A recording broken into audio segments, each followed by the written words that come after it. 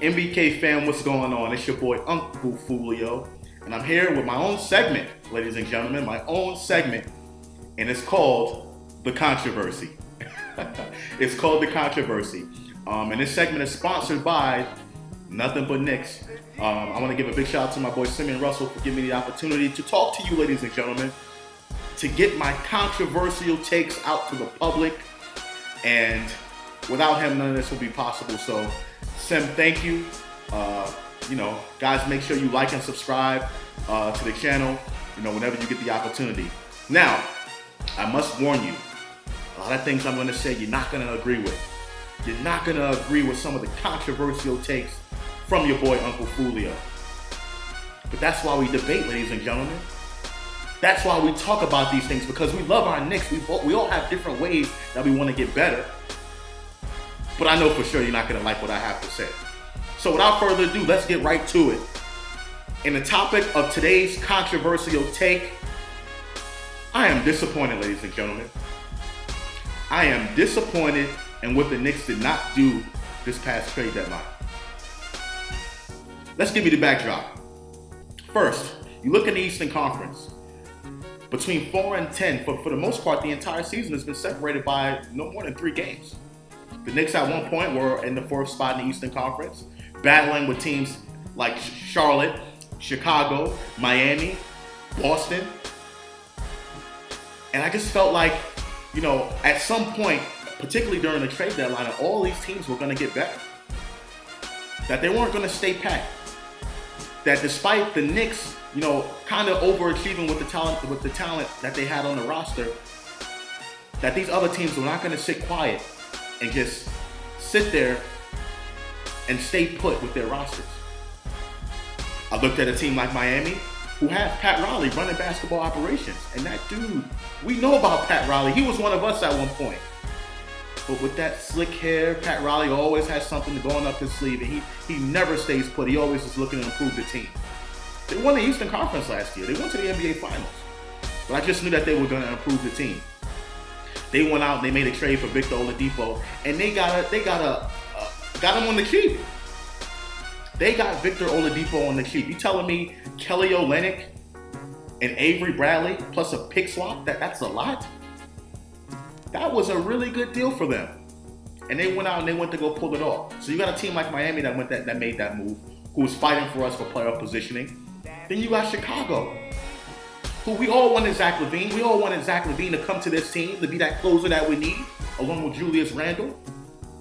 What did Chicago do? They said, no, we're going to keep Zach LaVine. In fact, we are going to build around Zach LaVine, adding an all-star Nikola Vucevic. So that's another team that in the Eastern Conference were jockeying for position.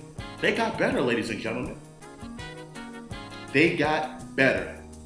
And then there's Boston, making the trade to bring in Evan Fournier. Give him some more guard depth at that position. Boston still needs a big. But guess what? Andre Drummond is still out there.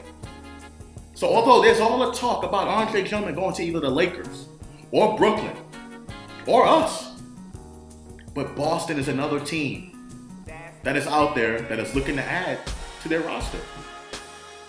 And then you got Atlanta trading away Rajon Rondo to bring back sweet lemon pepper Lou, going to get them wings from Magic City. That team got better, ladies and gentlemen. On the other hand, what did we do? We traded and brought in someone named Terrence Ferguson. I think it was going to be a solid young player in this league. Basically giving up Austin Rivers, spending $1.5 million just to basically acquire a potential second-round draft pick. Potential. But nothing really that really shook up the world, saying, the Knicks are here to stay in the Eastern Conference, ladies and gentlemen. Now, granted, we're playing really, really well. I like what the team is doing under Tom Thibodeau. They're playing really, really well. And they got some good pieces on this roster. I think, to me, the young players that the Knicks have on this roster, I'll put up against any team in the league moving forward. Julius Randle's having an all-star season. And we're getting contributions from, a lot of guys on this roster. Reggie Bullock, Alec Burks, particularly lately. But are you telling me that the Knicks have everyone on this roster is untradeable for the Knicks? Victor Oladipo was the guy that I wanted, ladies and gentlemen. And what makes it so tough and so disappointing is that Miami gave up relatively nothing to bring in Victor Oladipo. Kelly Olynyk, he's an expiring contract.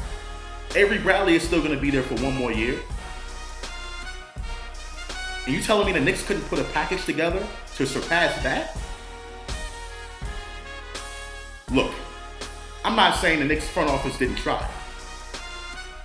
I'm not saying they didn't try. They didn't pick up the phone and try to bring in Victor Oladipo. I believe they did their due diligence. And then when they took their best foot forward. But this was a missed opportunity, ladies and gentlemen. You telling me Kevin Knox and or a Reggie Bullock or Alec Burks wouldn't have been enough to entice Houston to make that deal? Look what they got now. They got Kelly Olynyk and Avery Bradley. So that's why I'm disappointed, ladies and gentlemen. Everybody else in the Eastern Conference got better, and we just stepped back. When we could have definitely made that move, and still put ourselves in a position for the buyout market, and still kept some cap room for the offseason. Let's say worst case scenario, we bought in Victor Oladipo and it didn't work out. Fine, we let him go sign somewhere else. His money comes off the books. And okay, yeah, Alec Burks and Reggie Bullock, they're real good parts of this team right now. But their money also comes off the books at the end of this season. They're not guaranteed to be here next season. They're expiring contracts. So by bringing in Victor Oladipo, we didn't have to give up a lot. And people are talking about chemistry. Why bring in anybody if that's the case? Why bring in Andre Drummond to a center position that has Mitchell Robinson and Nerlens Noel, one of the best shot blockers in the game? Who are you going to take minutes away from? Don't you think that can cause some sort of lack of chemistry issues? I'm disappointed, ladies and gentlemen. Now, obviously, a lot of you guys aren't going to agree with me, but that's just the way I feel. And we'll see what the Knicks are going to do moving forward. Regardless whether we didn't get Victor Oladipo, we didn't get him, regardless whether we got him or not, or whether we get Drummond or anybody in this buyout market, I think the Knicks are going to be fine. There's no question the Knicks are a top 10 team in the Eastern Conference. No question.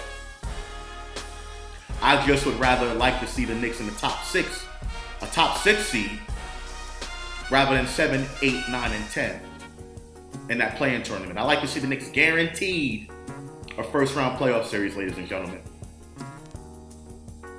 And I am not certain that they guaranteed themselves a first-round playoff series with what took place during the trade deadline. We're still going to be in that play-in game, which I like that. I like this front office. I'm not blaming them. I'm not saying it's their fault. But it was a missed opportunity for us to get better. So we'll see how this is going to, how the Knicks are going to move moving forward. As always, guys, thank you. This is my first segment on what we call the controversy. Again, I want to thank my guy Simeon Russell for allowing me the opportunity and the platform to talk to you guys and give my opinion. Now, obviously, there's going to be a lot of you that disagree, and I'm fine with that. Please like, comment, and definitely subscribe to the Nothing But Knicks channel. I look forward to bringing you guys more content in the future. So definitely subscribe to Nothing But Knicks. Also, subscribe to the brother channels on the MBK platform. You got Die Hard Knicks, you got Blue Orange Tears, you got Knicks Real Talk, Queens Get the Money, Legion of Knicks podcast. There's so many different podcasts in the MBK fam network. So definitely go check those videos out, guys. Once again, it's your boy UnclefOOlio with today's controversial take, and I'm gone. Peace.